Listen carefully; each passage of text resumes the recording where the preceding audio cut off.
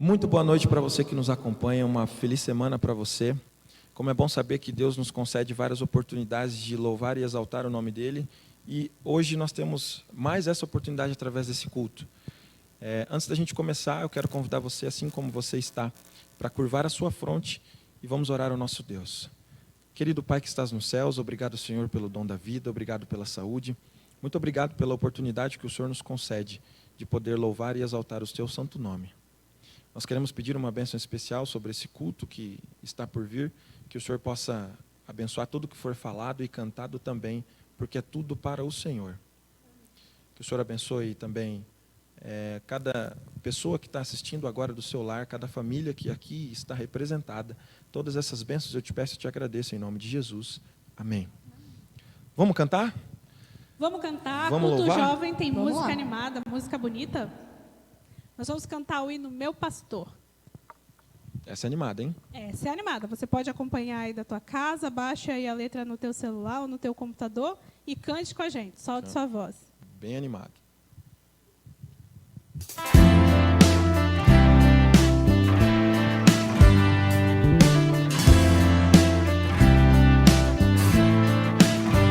Contigo eu andei em segurança, de mim afastas todo mal. Eu sou ovelha que precisa do cuidado do pastor.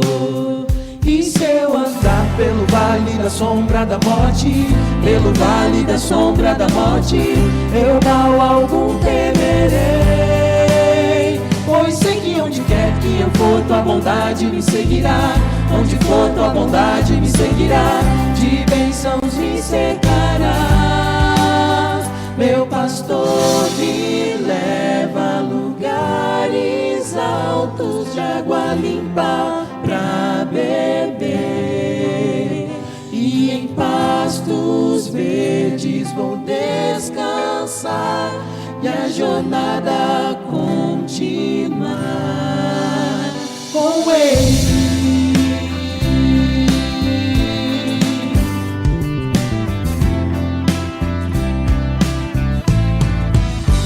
Contigo eu ando em segurança,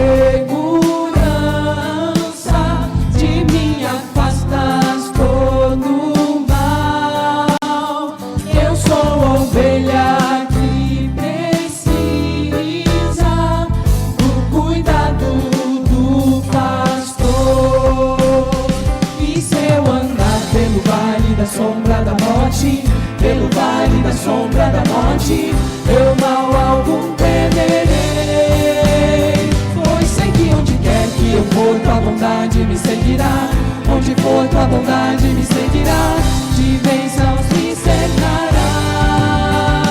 Meu pastor me leva a lugares altos de água limpa pra beber, e em pastos verdes vou descansar e a jornada continuar. E se eu andar pelo vale da sombra da morte, pelo vale da sombra da morte, eu mal algum temerei, pois sei que onde quer que eu for, tua bondade me seguirá. Onde for, tua bondade me seguirá, de bênçãos me cercará. Meu pastor me leva a lugares altos de água limpa pra beber, e em pastos verdes vou descansar e a jornada continuar. Meu pastor me leva a lugares altos de água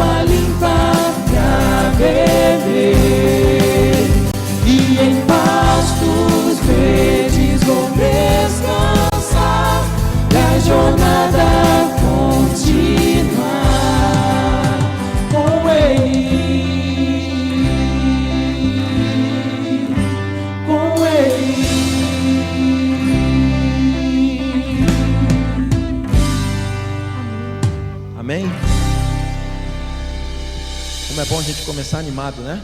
Começar para cima. Essa semana que é totalmente desconhecida para nós, mas totalmente conhecida para Deus. E agora a gente vai cantar mais uma música. Que música que é essa, Fer? Uma geração. Uma geração. Essa eu tenho certeza que você também conhece.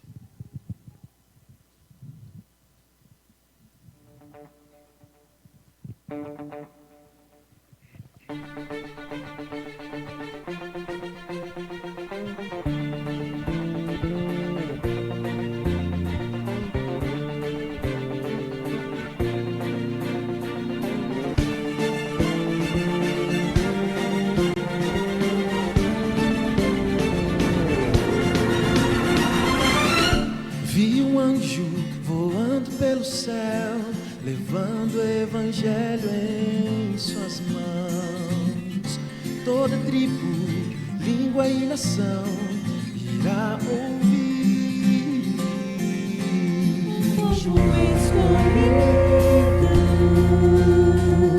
pegue sua voz, temei a Deus e dai-lhe glória, pois seu juízo chegou.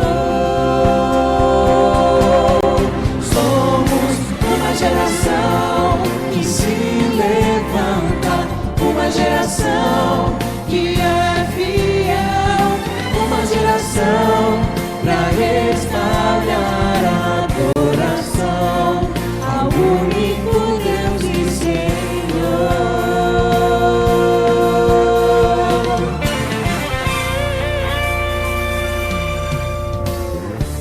Caiu a grande Babilônia, Jamais se levantará. e quem adorar ao Deus verdadeiro Sua marca receberá. O povo escolhido pegue sua voz, adorar aquele que fez o céu, a terra e o mar. Somos uma geração que se levanta, uma geração que é fiel, uma geração pra restaurar a adoração ao único Deus e Senhor.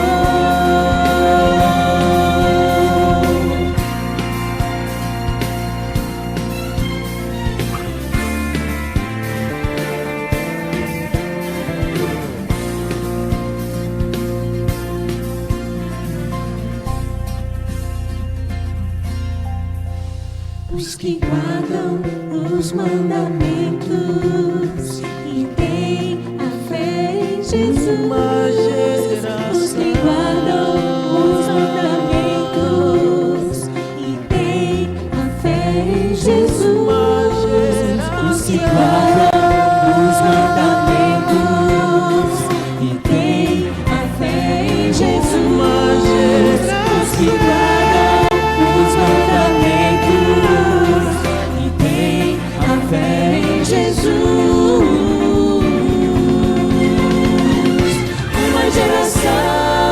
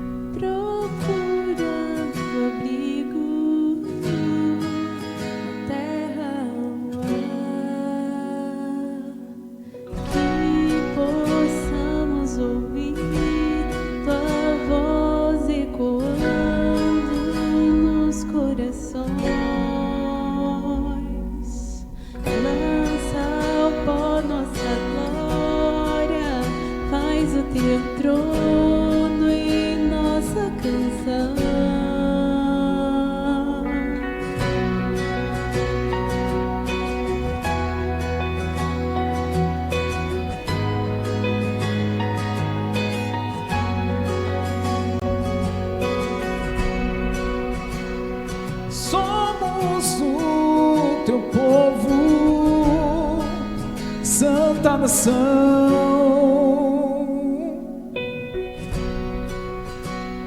sacerdócio eterno e pó desse chão, que possamos ouvir tua voz ecoando nos corações, e lança ao pó nossa glória, faz o teu trono em nossa canção.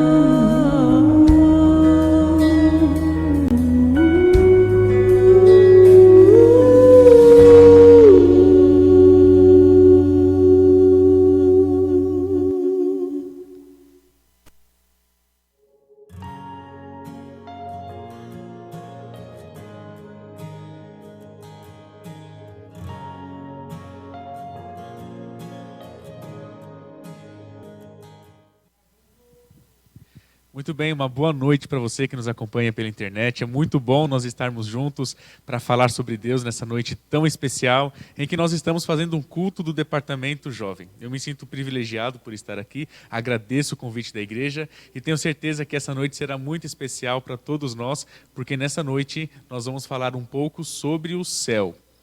Todas as vezes que a gente fala sobre o céu, nós precisamos começar sempre com uma oração. Na verdade, sempre que a gente fala sobre qualquer coisa da Bíblia, precisamos começar com uma oração e nessa noite eu convido você a fechar os seus olhos para falarmos com Deus mais uma vez.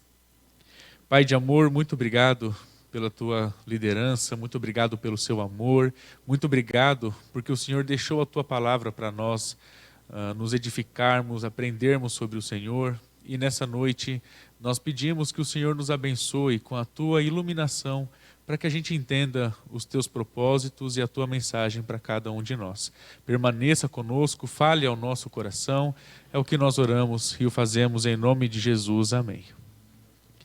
Muito bem, hoje o título da nossa mensagem é Motivos para ir ao céu. Como que eu cheguei até esse título? Por que que eu pensei nesse título? Ano passado, como poucos aqui devem conhecer, eu trabalho numa escola e ano passado eu preparei uma aula especial sobre o céu. Porém, antes de começar a fazer essa aula, eu me perguntei o que será que eu sei sobre o céu?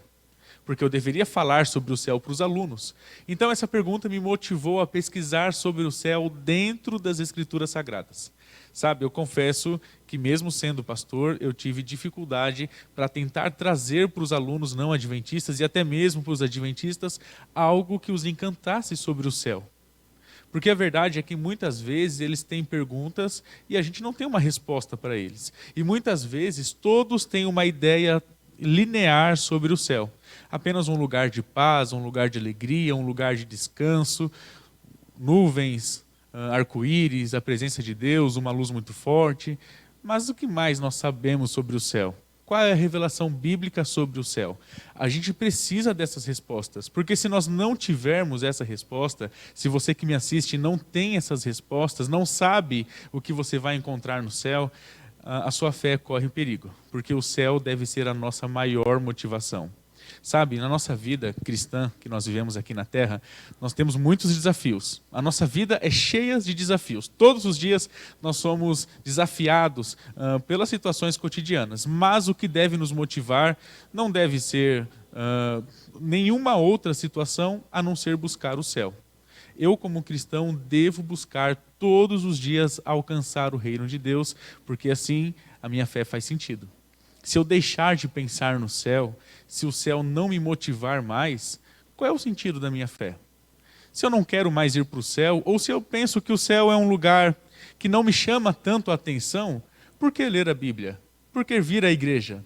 Eu preciso me motivar para que a minha fé tenha sentido. Sabe, para pagar a minha faculdade, eu comportei muitos anos e dentro da comportagem eu conheci uma história que me chamou muito a atenção, mas negativamente. Era uma menina que era comportora, missionária, pregava muito estudos bíblicos, falava do amor de Deus. E essa menina, depois de um tempo, ela começou a perder o foco em relação àquilo que ela acreditava. De repente, eu observava que ela já não estava mais assim tão empolgada com a igreja. Eu me lembro de uma vez em que eu vi essa menina com tatuagens, com amigos que já não eram mais os mesmos que a gente tinha em comum. E um dia eu tomei a liberdade e conversei com ela sobre esse assunto. Até porque ela era uma amiga mais próxima. E eu perguntei para ela, qual é o motivo desse abandono? Aconteceu alguma coisa pontual? Foi algum problema? O que será que a gente pode fazer para tentar te ajudar? E ela, com a mesma liberdade que eu me aproximei com a pergunta, ela respondeu que ela sentia como se nada mais fizesse sentido para ela.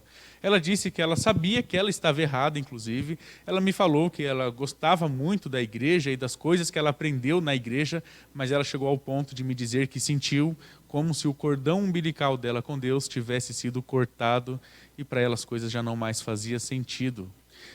Hoje eu acompanho essa menina ainda nas redes sociais, eu vejo as publicações dela, eu oro ainda por ela, mas eu vejo que muitos de nós estamos caindo no mesmo erro de achar que o nosso cordão umbilical com Deus está cortado. Como que a gente faz para entender que o nosso cordão umbilical com Deus não está cortado? Qual que é o segredo? Porque se nós não encontrarmos o segredo, a nossa vida espiritual perde o sentido.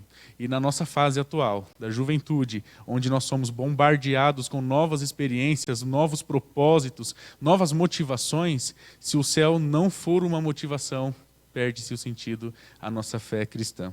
Eu estava fazendo uma pesquisa, para você que me acompanha, perceber a gravidade desse assunto que nós estamos falando, e a pesquisa tem o título Taxa de Abandono da Fé Cristã. A pesquisa foi feita pela Lifeway Research e ela diz que dentro do cristianismo em geral, cerca de 66% dos jovens cristãos abandonam a igreja nos anos da faculdade. E a pesquisa continua dizendo que isso acontece por volta dos 18 aos 22 anos. Então, dos 18 aos 22 anos, 66% dos jovens cristãos abandonam a sua fé.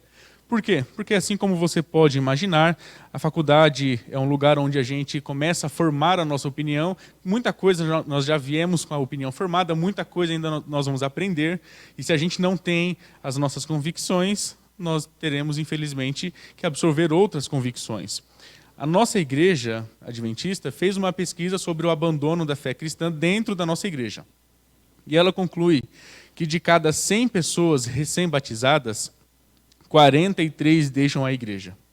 E segundo as estatísticas disponibilizadas na Revista Adventista, no artigo Perdas e Ganhos, ganha-se um membro a cada 2 minutos, mas infelizmente nós perdemos outro membro a cada 3.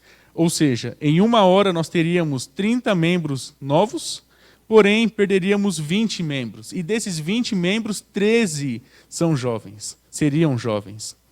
E isso nos leva a cenários preocupantes, porque quando a gente vê a maturidade da fé cristã dentro do indivíduo, a gente percebe que geralmente aqueles que têm mais compromisso com aquilo que acreditam são os mais idosos. E à medida que a idade vai diminuindo, também vai diminuindo o índice de compromisso com a fé. E só para os irmãos terem uma ideia desse cenário que nós estamos falando, as pesquisas indicam que atualmente o país mais ateu do mundo, ou que pelo menos diz ser mais ateu, é a Suécia. E a Suécia, fui fazer uma pesquisa à parte e eu descobri que é formado pela maioria da população jovem. E quando nós somamos aqui os índices, nós descobrimos que a Suécia possui uma população de 8,9 milhões de habitantes e desses 7,9 milhões dizem ser ateus. Ou seja, 85% da população da Suécia diz ser ateu. É importante nós lembrarmos que esses números aqui são frutos de pesquisas que eu fiz ano passado. Talvez alguma realidade ou outra tenha mudado, mas eu creio que não mudaria tanto, né? Qual é o motivo, então, do abandono da fé? Nós começamos falando sobre a falta de motivação. Esse talvez seja o maior índice, mas os estudos apontam que o maior índice da evasão dos jovens da igreja está no que eles relatam como hipocrisia. Agora, é claro que nós entendemos que existe hipocrisia dentro da igreja, nós somos falhos, mas também existe hipocrisia em qualquer outro lugar do nosso mundo, perfeição só no céu. A igreja é o lugar mais próximo do ideal que Deus nos deixou. Tá? Além da hipocrisia que está aqui, aparece na pesquisa, também aparecem outros índices como visões políticas e até mesmo científicas como um motivo dos jovens abandonarem a sua fé. Sabe, a partir disso, eu tenho uma pergunta, a gente precisa meditar numa pergunta importante. Será que a Bíblia se posiciona sobre esse assunto? O que será que a Bíblia fala sobre aquilo que a gente acredita? O primeiro texto que eu quero ler com vocês está no livro de Oséias, no capítulo 4 e no verso 6. Esse texto é muito importante, nós conhecemos, geralmente nós falamos sobre esse texto em algumas circunstâncias, mas hoje nós vamos analisar dentro disso que nós estamos aprendendo, que é o nosso relacionamento com Deus. Então, por bondade, abra sua Bíblia no livro de Oséias, no capítulo 4 e no verso 6. Nós vamos começar com a leitura bíblica. Olha só o que diz a Bíblia. Oséias 4, verso 6. A minha versão diz: o meu povo está sendo destruído, porque lhe falta o conhecimento. Até aqui a leitura basta. A Bíblia diz que o povo está sendo destruído porque falta conhecimento. A primeira coisa que a gente precisa analisar ao lermos esse texto é que a Bíblia fala de um processo. É claro que esse texto, em primeira instância, fala do povo do Antigo Testamento, mas também nós aplicamos a nós hoje. O povo está sendo destruído, é um processo, estamos aqui falando no gerúndio, é um processo porque falta conhecimento. Há um tempo atrás, todas as vezes que eu lia esse texto, eu era levado a fazer conclusões primárias de que a gente não lia mais a Bíblia. E isso é um fato. Quando a gente para de ler a Bíblia, nós não temos conhecimento bíblico e, por consequência, a gente acaba esfriando as nossas convicções e permitindo com que tudo aquilo que a gente acredite acabe, de uma certa forma, deixando de fazer sentido. Mas preste atenção, Oséias 4:6 não está falando apenas do conhecimento técnico.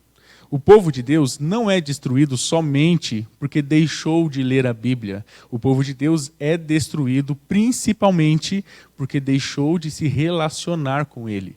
Conhecimento, segundo a Bíblia, não é você ter um título de teologia, saber interpretar o hebraico, o grego, fazer uma exegese. Isso é muito importante, mas o conhecimento mais importante do que esse é o conhecimento relacional. Eu costumo dizer que quando nós chegarmos aos céus, nós encontraremos pessoas que nunca conseguiram ler uma frase da Bíblia e que elas se relacionaram tanto com Deus que poderiam ter um diploma maior até mesmo daqueles que estudaram nas grandes universidades e se formaram em teologia nas melhores faculdades que existem. O conhecimento mais importante não é o conhecimento técnico, é o conhecimento relacional. E pensando nisso, Oséias escreve: o povo de Deus está sendo destruído porque não se relaciona mais com Deus. Eu precisei me relacionar com a ideia de ir para o céu para preparar aquela aula para os alunos. será que eu me relaciono com o céu? Ou será que o céu é apenas uma realidade distante, uma utopia? Perceba, todas as religiões falam sobre um além, um horizonte, um ideal, um lugar legal para a gente viver sem sofrimento, um lugar de paz. Mas será que eu me relaciono? O que será que eu sei? O que será que a Bíblia deixa? Como que eu vou me motivar a ir para o céu? Então eu tive que fazer várias pesquisas na Bíblia para entender o porquê que a Bíblia me chamava a atenção para ir ao céu. Sabe, esses dias eu vi uma entrevista feita por uma rede de televisão americana e eles estavam entrevistando um cantor de rock. O interessante é que esse cantor de rock foi nascido num ambiente cristão, numa família cristã. E com o passar dos anos e juntando a fama, o poder, o dinheiro, ele acabou saindo da igreja, que eu não me recordo agora qual era a igreja que ele havia conhecido na sua infância, mas ele começou a carreira no rock, fez sucesso e fez muito dinheiro. E um dia, uma das repórteres foi até ele e perguntou para ele assim, mais ou menos nessas palavras: você foi criado na igreja, hoje você canta rock, o que você tirou de lição da sua infância para a sua fase agora, para a sua carreira? Você tem saudades, não tem saudades? O que você vê sobre isso? E ele respondeu algo mais ou menos assim: olha, sim, realmente, eu fui criado em um ambiente evangélico. Eu tenho saudades. Era um lugar gostoso, era um lugar de família, mas sabe, eu vejo que hoje, para mim, já não faz mais sentido. E para ser bem sincero, ele disse algo mais ou menos assim: eu sei que existe um céu. Eu sei. Mas eu penso hoje que o céu talvez seja uma realidade muito enfadonha, muito chata. E eu não gostaria de estar lá. Então eu sei que eu vou ter um ponto final. E eu estou aproveitando. Quando chegar a minha vez de viver esse ponto final e terminar ali, não tem problema nenhum. Mas eu acho que o céu é uma realidade da qual eu não quero estar. Veja, olha a resposta que o indivíduo concluiu. Por que será que ele chegou a essa conclusão? Porque ele tinha uma ideia do céu, mas ele não se relacionava com essa promessa. Ele não se relacionava com o que o céu está reservando para ele. E por isso, para ele, era uma realidade tão distante da qual não fazia a pena viver e buscar essa realidade. Muitos jovens hoje pensam da mesma forma. Tudo vai ter que ter um ponto final. Eu não vou perder as oportunidades pontuais que eu tenho aqui por um ideal que eu sei que talvez, se eu até for uma boa pessoa, mais longe das minhas convicções, eu possa alcançar. É uma realidade muito triste. Certa vez o pastor Bulhão fez uma análise interessante sobre isso. Ele falou assim: pergunte para um peixinho que está preso no aquário se ele quer viver para sempre, se ele quer a eternidade para ele. É certo que o peixinho vai falar que não, porque para ele a realidade que ele tem é aquele aquário. E da mesma forma como um peixe não tem a ideia da complexidade dos oceanos que existem fora daquele aquário, muitas pessoas também não têm ideia do que a eternidade está preparando para cada um de nós. A pergunta que eu te faço para você começar essa semana: o que você sabe do céu? Você sabia que Ellen White um dia foi em visão para o céu? Você sabia que ela escreveu alguns detalhes sobre o céu? Geralmente, quando eu recebo amigos na minha casa para a gente fazer um culto de pôr do sol de sexta-feira, eu falo sobre o céu, porque eu vejo que esse é o ponto ápice da nossa experiência cristã. Para você ter uma noção do que Ellen White viu quando esteve no céu em visão, eu separei para você trechos do livro Visões do Céu.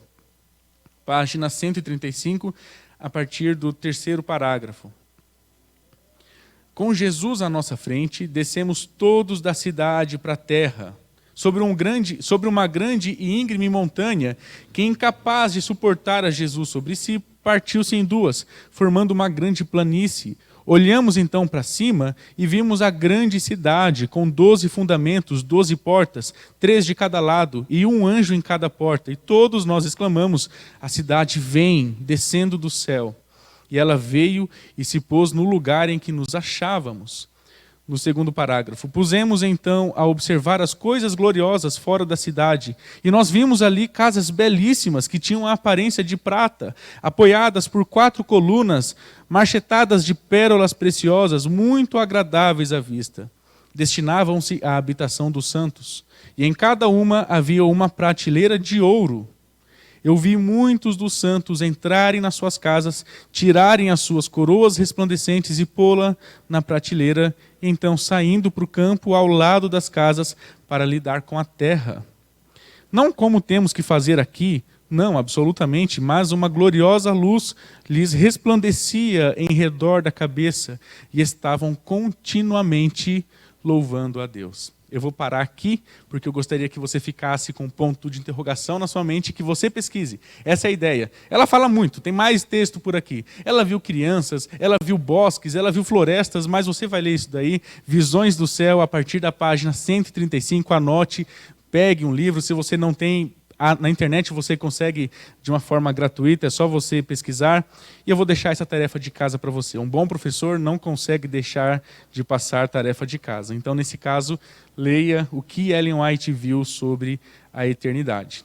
Mas vamos lá. Quais são, então, os motivos para nós chegarmos ao céu? Porque o céu tem que ser agradável para você. O que o céu está preparando para você? O primeiro motivo...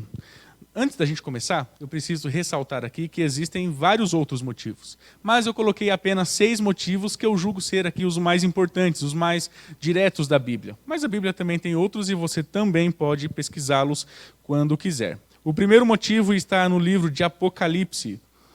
Apocalipse, você sabe, é o último livro da Bíblia.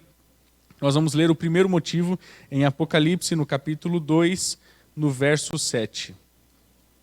Ok? Então abra a sua Bíblia no livro de Apocalipse, no capítulo 2, no verso 7, nós vamos ver o primeiro motivo pelo qual nós devemos chegar à eternidade. A minha versão diz: quem tem ouvidos, ouça o que o Espírito diz às igrejas. Ao vencedor dar-lhe-ei que se alimente da árvore da vida que se encontra no paraíso de Deus. Perceba, para você que me acompanha pela internet, a Bíblia, principalmente em Apocalipse, Apocalipse foi um livro escrito com base na própria Bíblia. João estava andando em terras bíblicas quando escreveu Apocalipse. E o que João estava refletindo quando falou que haverá uma árvore no jardim de Deus e que a gente pode chegar até aquela árvore e comer o fruto sem nenhum problema. João estava lembrando lá de Adão e Eva, quando Eva comeu aquele fruto que não deveria comer e entregou aquele fruto para Adão e o pecado instalou-se no nosso planeta. Por que você acha que Deus proibiu o casal de ficar no jardim? Por que um anjo teve que ficar ali vigiando o jardim para Adão e Eva não terem acesso à árvore da vida que também estava no jardim? Porque a árvore da vida, ela tem o poder de eternizar as coisas. E Deus, pela sua infinita misericórdia, não queria eternizar, não é plano de Deus eternizar o sofrimento.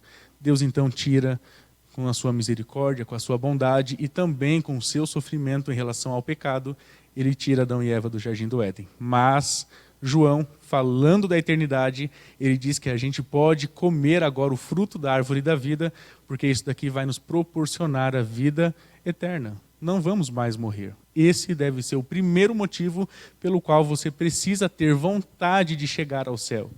Imagina só, você viver para sempre. É bom nós lembrarmos que nós não seremos eternos no céu, porque nós tivemos um princípio. O correto é a gente dizer que nós seremos imortais, nós não vamos mais morrer. Ou, para quem não passou pela morte, a gente não vai ter essa experiência mais na nossa vida. O céu é um lugar onde não haverão mais pontos finais. O céu é um lugar de continuidade, onde nós teremos a eternidade toda, segundo o Espírito de profecia, para aprender um pouco mais sobre o Espírito de Deus, sobre o amor de Deus. Então, o primeiro motivo para você ir para o céu, viver para sempre ao lado da sua mãe, do seu pai, do seu marido, da sua esposa, do seu filho. A Bíblia fala que não haverão casamentos no céu, mas a gente vai entender quem foi parte da nossa família quando a gente chegar lá. A eternidade para você passar perto da sua família, perto dos personagens bíblicos e principalmente perto de Jesus. O próximo motivo, agora nós vamos para Mateus.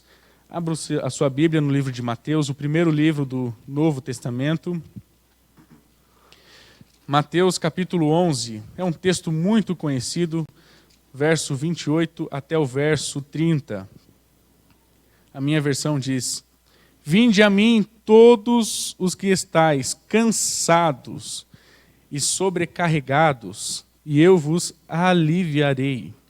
Tomai sobre vós o meu jugo, e aprendei de mim, porque eu sou manso e humilde de coração, e achareis descanso para as vossas almas. Porque o meu jugo é suave, e o meu fardo é leve. Esse aqui é um dos textos mais conhecidos do Novo Testamento e é um texto que nos promete descanso. Perceba, quando Mateus estava aqui escrevendo o seu evangelho, ele também está refletindo um texto bíblico de Êxodo. Um dia, Deus chamou Moisés para conversar e Deus disse que Moisés daria descanso, daria alívio para o povo que estava sofrendo. Se Moisés ficasse ao lado de Deus, Moisés daria alívio para o povo de Israel que estava sofrendo muito há muito tempo. Da mesma forma, se a gente ficar próximo de Jesus, ele nos promete alívio dessa vida de sofrimento que a gente tem, infelizmente. Deixa eu fazer uma pergunta. Você já ficou cansado alguma vez? Para a gente entender o porquê do descanso, a gente tem que entender por que a gente fica cansado. Você já ficou cansado alguma vez? Você já ficou extremamente cansado? Sabia que as pessoas, quando ficam muito cansadas, elas não conseguem descansar? Sabia? É algo físico. Elas não conseguem dormir. O meu pai, por exemplo, eu o vi trabalhando muito tempo em 2 empregos para pagar os nossos estudos, e eu me recordo que, às vezes, ele chegava em casa tão cansado que ele sentia dores, ele não dormia. Mas o cansaço que a Bíblia está falando, do qual nós não teremos mais, também, além de ser o físico, mas tem mais um cansaço que nós não teremos mais. E esse cansaço incomoda mais do que o cansaço físico. Porque o cansaço físico, se você parar, ainda que por uma semana você se recupera. Mas esse cansaço que a Bíblia se refere é o cansaço espiritual. Esse cansaço incomoda mais do que o cansaço físico. Alguma vez você já despediu-se das pessoas que você ama e você não sabia mais se essas pessoas iriam voltar para sua casa? Alguma vez você já levou alguém doente para o hospital, sorrindo para essa pessoa enquanto o seu coração estava em pedaços, sofrendo junto com o paciente enfermo pela doença? Esse cansaço espiritual nós não teremos mais no céu. Nós teremos um descanso espiritual. O pecado não vai mais nos cansar, não haverá mais esse sofrimento, essa carga pesada que nós vivemos aqui nesse planeta. Esse ano de 2020 é um ano clássico sobre o quanto nós estamos sofrendo. É uma crise atrás de outra, é um sofrimento maior que o outro. E a Bíblia nos promete que se nós chegarmos no céu, nós vamos descansar. Eu fico imaginando assim aquelas ovelhas junto com o pastor. Nós até cantamos aqui na abertura do nosso culto. Imagina só as ovelhas ao lado do pastor, descansando em pastos verdejantes, em águas tranquilas. Imagina a gente acordando no céu, na eternidade, tendo a certeza de que nada de ruim vai acontecer, de que as coisas vão continuar onde estão, sem essa ansiedade. O pecado nos causa uma ansiedade. É uma crise financeira, nós não sabemos mais como nós vamos reagir a essa crise. É uma crise sanitária, nós não sabemos mais se nós vamos passar por essa crise, e temos tantas outras crises que não existirão no céu. Nós vamos descansar quando chegarmos no céu. Eu espero que esse motivo possa encher os nossos olhos. Eu quero viver em um lugar onde não fique mais cansado. Uma das lembranças que eu tenho, falando novamente no meu pai, é de um dia em que nós estávamos fazendo um culto de pôr do sol. Eu era uma criança ainda pequena, e eu me recordo que nós cantávamos aquela música... Findarão as agruras da vida quando a névoa do mal passar. Eu me recordo que para mim uma criança era apenas mais uma música, né? Mas eu lembro que meu pai cantava essa música a plenos pulmões e chorando muito. Hoje eu entendo o que é o cansaço trazido pelo pecado. O que é essa vontade de descansar. Que Deus nos ajude para chegar lá naquele dia. Esse é o segundo motivo. O primeiro, vida eterna. O segundo, descanso. Qual será o terceiro motivo que a Bíblia nos apresenta para nós chegarmos ao céu? Vamos encontrá-lo. Apocalipse, novamente, capítulo 3, no verso 21. Apocalipse, capítulo 3, verso 21. Nós já chegamos na metade aqui da nossa meditação.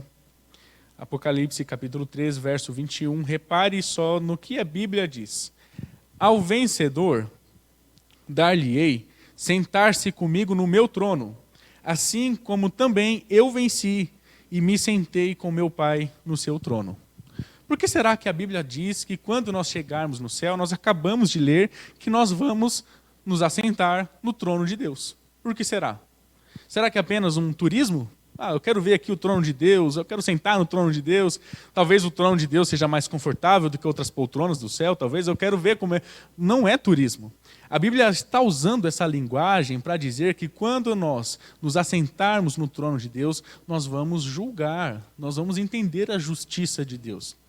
Existem nesse planeta, existem muitas situações que por vezes nos fazem duvidar da justiça de Deus. Por que será que isso aconteceu? Eu quero respostas. Alguma vez na sua vida você já foi em busca de respostas? Mesmo que você soubesse que ninguém poderia dar para você essas respostas, alguma vez você já ficou incomodado? Por que aconteceu dessa forma? Eu quero entender, porque humanamente falando eu não entendo. Eu já tentei aqui todas as situações possíveis e eu não chego em uma resposta que me satisfaça. No céu nós vamos julgar, nós vamos entender, nós vamos confirmar aquilo que Deus fez. Não haverão dúvidas no céu. Imagina só você passar uma eternidade inteira com dúvidas. Puxa, mas será que essa foi a melhor decisão de Deus? Será que não foi? Deus está mais interessado em que você passe uma eternidade sem perguntas e totalmente satisfeito até mesmo do que você. Eu até acho que quando a gente chegar no céu, muita coisa que a gente está pensando agora, que a gente vai querer perguntar, a gente vai até esquecer. Mas eu acho que Deus, pela sua bondade, vai nos mostrar até detalhes que a gente talvez nem se lembrasse mais e nós vamos julgar, nós vamos entender as respostas de Deus. Você está em busca de respostas? No céu você vai ter. Se você não chegar no céu, meu amigo, você vai ficar com dúvida para sempre. Se você quer as suas respostas, esforce-se para você chegar até o céu. Porque se você não chegar, muita coisa vai ficar em branco na sua vida. Olha só. Como é que você vai entender os planos de Deus se você não está se relacionando com Ele? Vamos para o quarto motivo. Ainda em Apocalipse, nós vamos aqui no capítulo 22 e no verso 12. Esse motivo de ir ao céu fala muito comigo. Olha só o que diz a Bíblia. Eis que venho sem demora, e comigo está o galardão que eu tenho para retribuir a cada um segundo as suas obras. Repare na leitura. A Bíblia diz que Jesus vem sem demora e ele está trazendo o galardão para retribuir a cada um segundo as suas obras. Nós sabemos que nós somos salvos pela graça. Nós não somos salvos pelas obras, mas nós somos avaliados pelas obras. Eu entendo que eu fui salvo pela graça, mas eu não vou chutar o balde e fazer tudo o que eu quero porque eu já fui salvo. Eu sou salvo pela graça. Não há nada que eu faço para que eu possa ir ao céu, mas as obras funcionam como uma avaliação da minha conduta cristã, da minha vida, da minha experiência ao lado de Deus. A Bíblia diz que Deus vai nos dar um galardão. O que é galardão? É recompensa. Imagine a seguinte situação, para que você entenda a linha de pensamento aqui da Bíblia. Imagina que tenha duas famílias. As duas famílias dividem o mesmo muro. Uma família mora do lado esquerdo e a outra do lado direito. Imagine que a família que mora do lado esquerdo é uma família que não tem absolutamente nenhum compromisso com nada. É uma família que não se preocupa em ser boas pessoas, em manter a política da boa vizinhança. É uma família que não tem compromisso com o meio ambiente. É uma família que apenas busca dinheiro. Se puder pegar atalhos e passar por cima de qualquer pessoa que seja, de dar carteiradas. Ela é uma família que faz isso. Não tem compromisso com a educação, com os filhos, com nada. E do outro lado do muro, do lado direito, nós temos uma família que busca princípios, que tem valores morais. É uma família que é totalmente compromissada com a natureza, com as pessoas, com os sentimentos, com a honestidade. Um dia, nesse exemplo que nós estamos aqui trabalhando, um menino dessa família aqui, de 5 anos, ele está comendo uma bala e ele pega o plástico da bala, na embalagem, e ele joga no chão. A criança aqui olha e pergunta para a mãe: mãe, o fulaninho ali jogou jogou a embalagem no chão. A mãe vai e fala assim para ele: filho, então vai lá e recolhe e joga no lixo. Mas mãe, não fui eu, mas não importa. Vamos respeitar a natureza. Pega a embalagem e joga no lixo. E o menino que mora desse lado pega a embalagem e joga no lixo. E ele pergunta para a mãe: mãe, mas por que eles não fizeram o que é certo? E a mãe responde a resposta que você já deve ter ouvido muitas vezes: filho, Deus está vendo todas as coisas. A justiça de Deus tarda, mas não falha. Agora imagine que o tempo passe muito. Muitos anos estão se passando. Essa família daqui, conforme sempre fez, busca atalhos, mente no imposto de renda, é desonesta, cria formas para ganhar dinheiro à custa dos outros, e essa daqui sempre batalhando pela honestidade e com a honestidade. Essa família pela lógica, prosperou, né? Mesmo sendo desonesta. Ela conseguiu muito dinheiro e não tem dificuldade financeira nenhuma. A vida é confortável, os carros os melhores, plano de saúde, enfim, uma vida boa. E a família daqui é sempre uma luta, sempre uma dificuldade. E vamos imaginar agora que as duas famílias chegaram ao final da sua vida. Não parece uma injustiça? Porque essa família aqui não deveria ter a vida que teve. É uma família que teve compromissos. E essa daqui, pelo contrário, essa que deveria, aos nossos olhos, ter encontrado dificuldades por não se alinhar moralmente falando. No céu, essa família vai ter recompensas que são eternas. Não serão recompensas passageiras igual essa família que teve. A Bíblia diz que a gente precisa juntar tesouros no céu, onde o tempo não pode enferrujar, onde os ladrões não roubam e nem a traça consome os tesouros do céu.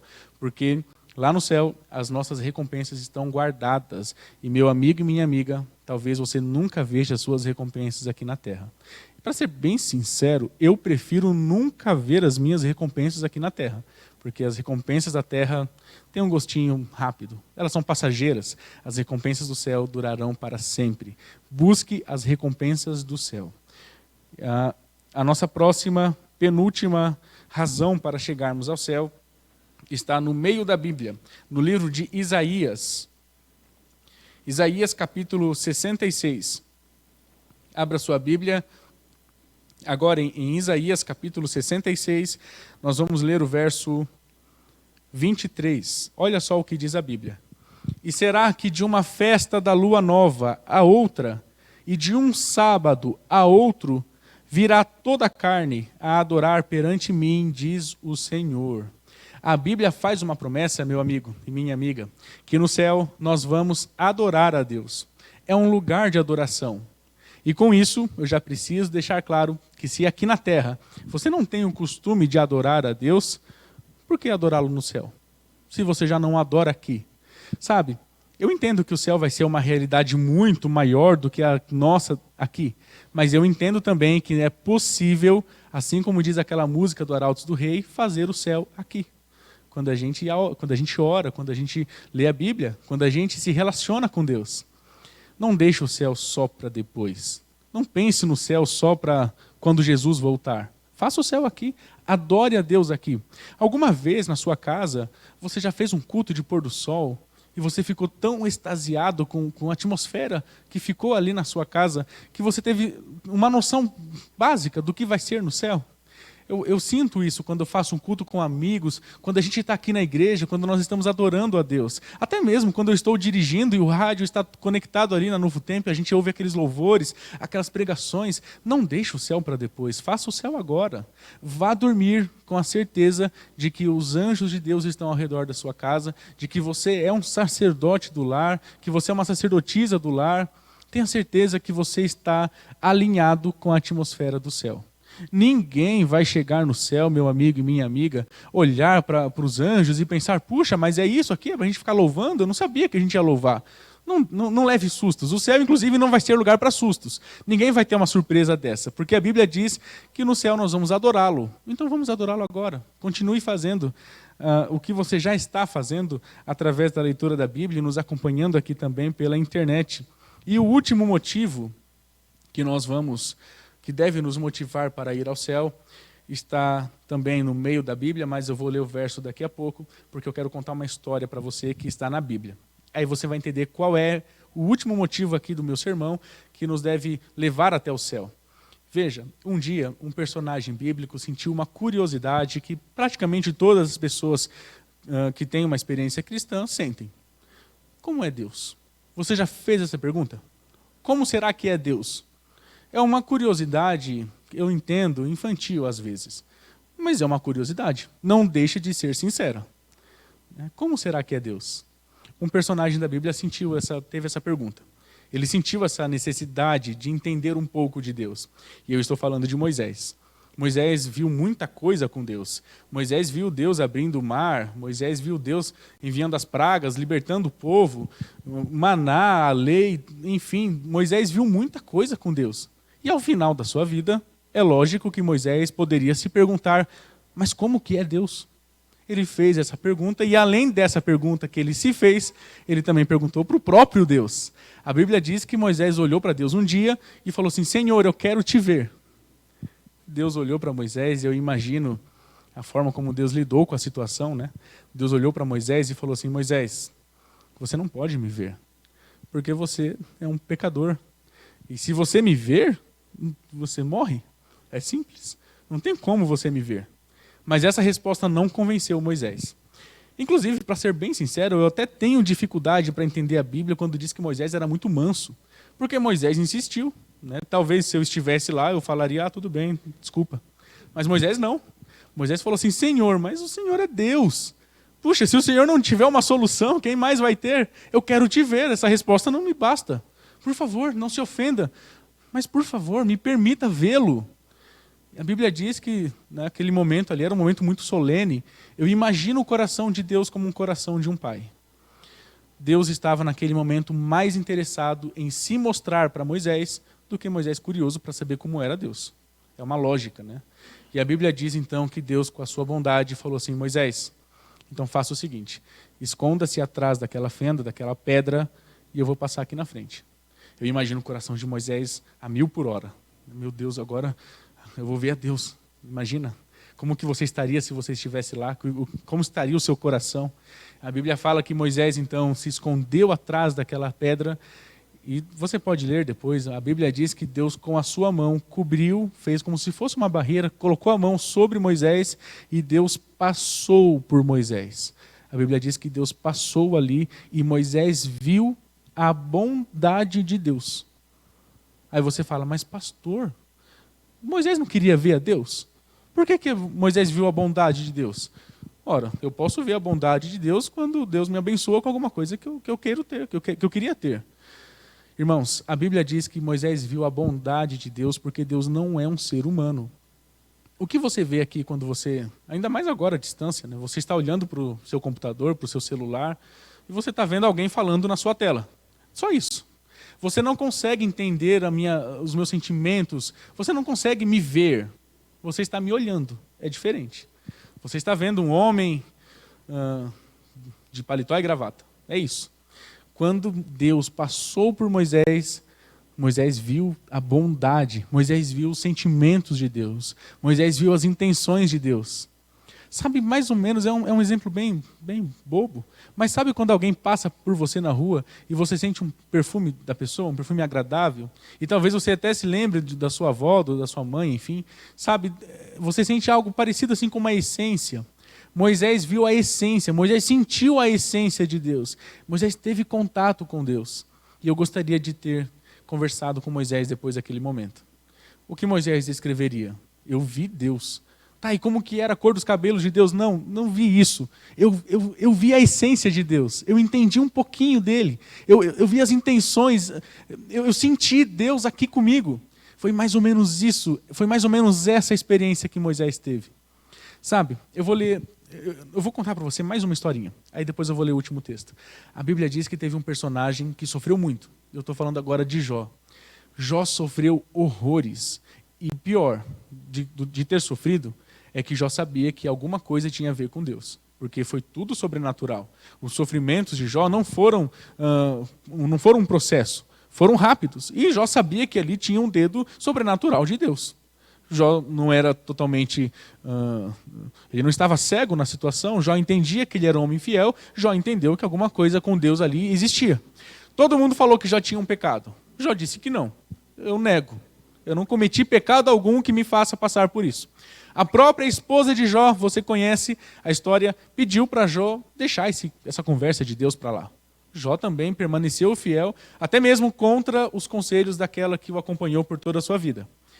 E uma passagem que nós vamos ler juntos, Jó 19, capítulo 25, mostra que Jó, assim como Moisés, sentiu uma motivação para chegar ao céu.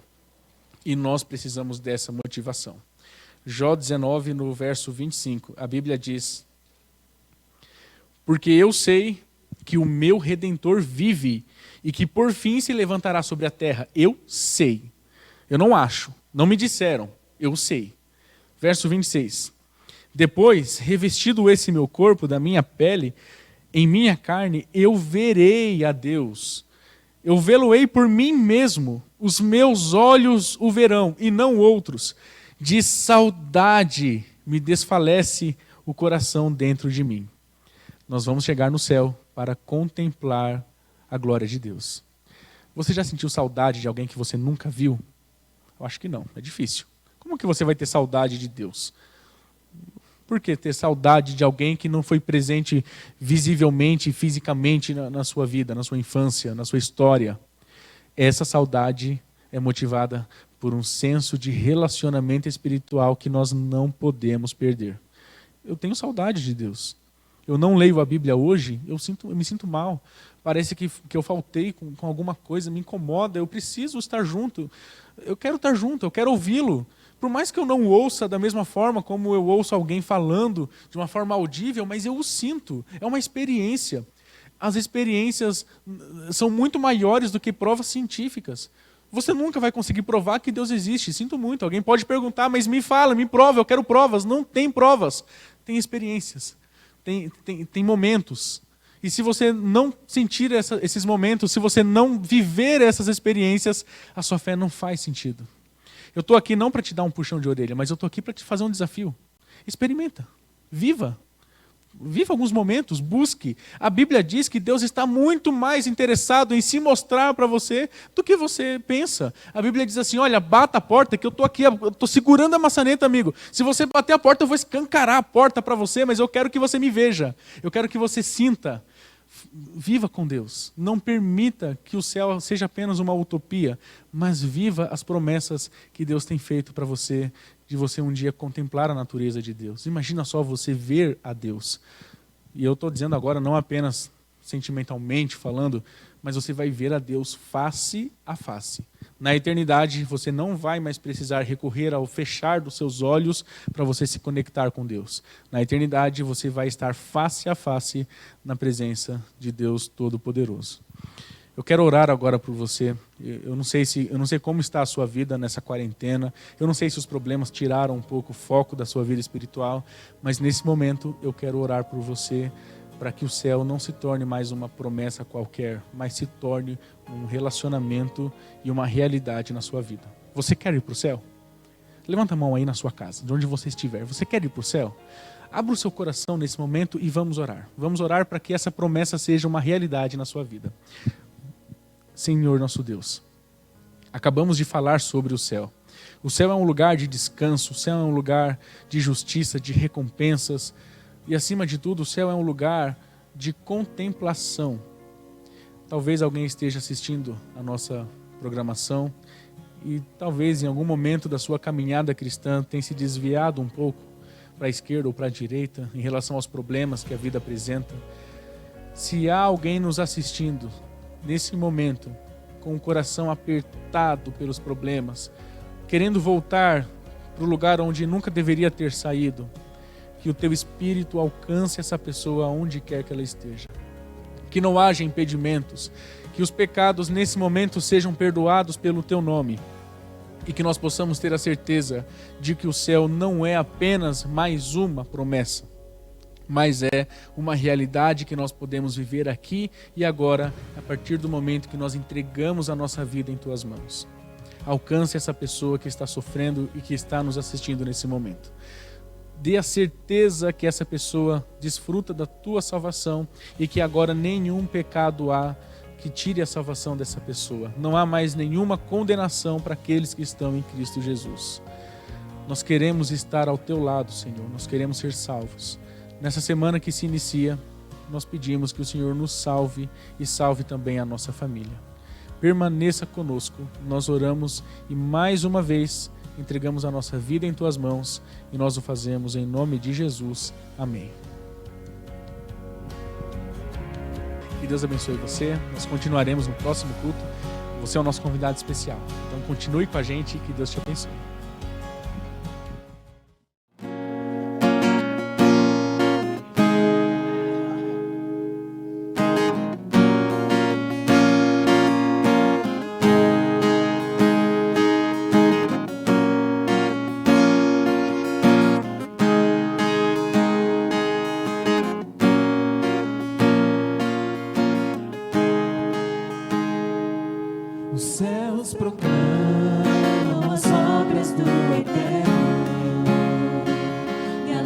galáxias cantam de sua imensidão, e uma voz com sons de glória ecoa em toda a criação, do grão que faz a vida irromper,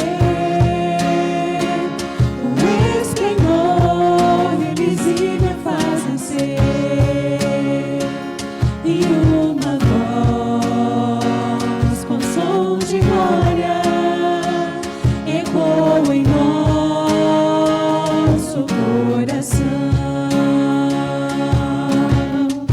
Diante dele nos rendemos, é tudo por ele, tudo por ele, a ele a glória e para sempre, é tudo por ele, tudo por ele.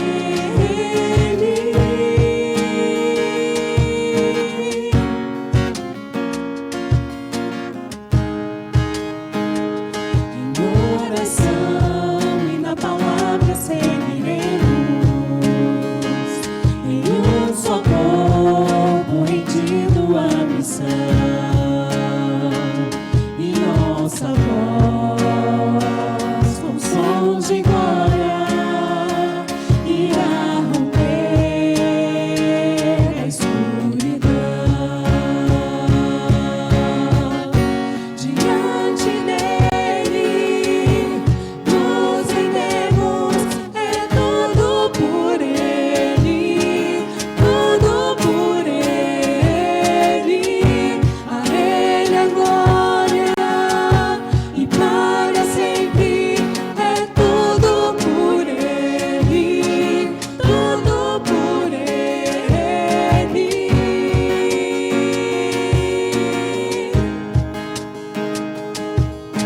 A ele a honra, a glória e o louvor, que o reino seja em nós, em nossa vida só por ele. A ele a honra, a glória e o louvor, que o reino seja em nós, em nossa vida só por ele. A ele a honra, a glória e o louvor, que o reino seja em nós, em nossa vida só por ele. Diante dele nos rendemos, é tudo por ele, tudo por ele, a ele a glória e para sempre, é tudo por ele, tudo por ele, a ele a glória e para sempre, é tudo por ele, tudo por ele.